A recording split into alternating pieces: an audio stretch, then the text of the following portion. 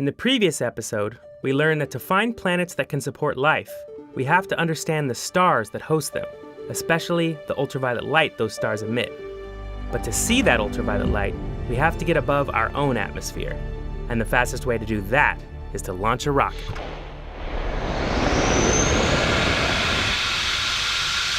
We're here in Australia, and we're gonna launch some rockets. We're following two NASA rocket missions as they try to understand how stars make the planets around them suitable for life. I'm Miles Hatfield, and in this episode, we're gonna see what it takes to get a sounding rocket into space. If you ask me, sounding rockets are NASA's true MVPs. Their name comes from the nautical term to sound, meaning to measure. No astronauts here. These rockets specialize in carrying scientific instruments. They take short flights, spending just a few minutes in space before falling back to the ground for recovery. Scientists can then relaunch the same instruments again, and again, and again, adapting them to new purposes. It makes sounding rocket missions far less expensive than other alternatives, and a lot faster to develop, too. Many scientific firsts are achieved with sounding rockets because of their quick turnaround time. In fact, the two missions we're following, Sistine and Deuce, are breaking their own scientific ground.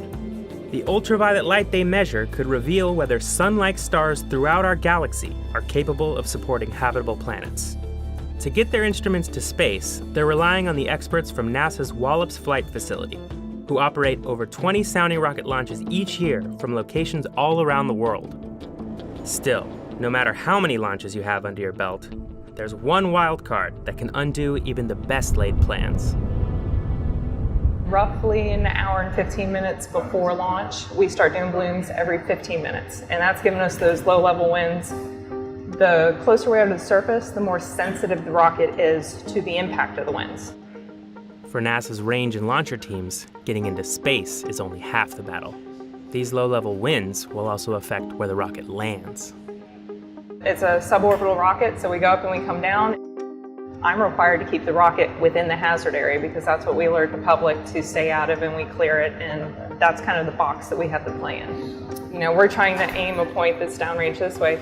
We may have to point over here so that when the winds go up, it'll come up and impact there. Using computer simulations, the launch team has figured out exactly how much wind the rocket can take without risking being blown off course. As launch approaches, Brittany keeps a close eye on the real-time wind measurements to be sure they stay within an acceptable range. But it gets really exciting.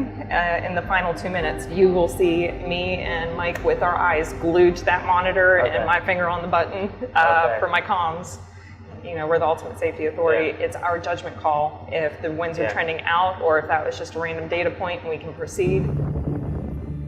Once the rocket is in the air, a whole slew of internal systems need to kick into high gear.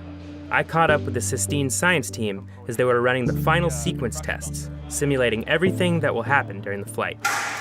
We simulate starting about 10 minutes before the launch itself, and we run through all of the steps you would, exactly as you would. And the countdown clock has started. 90 seconds here, where we're about to hit T-minus 90, is my favorite part on launch night, which is where they're polling for the final go. Go.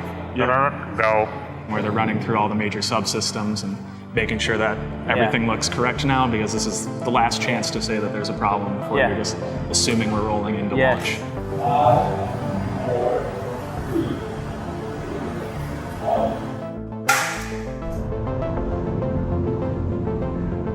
First stage would have ignited first, and it's already burned out by 6 seconds.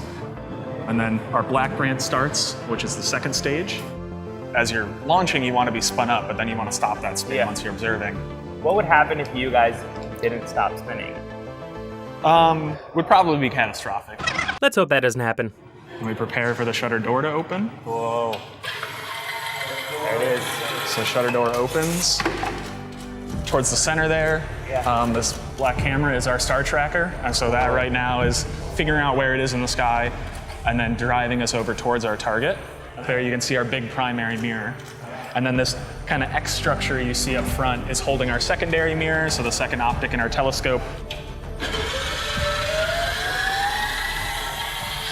And now we're hopefully celebrating.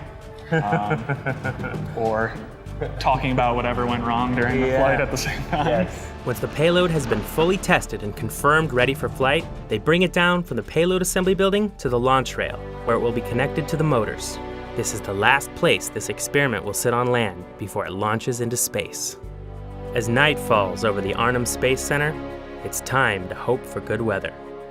If all goes well, we'll soon be high above it. Next time, the thing you've all been waiting for. It's gonna get pretty loud.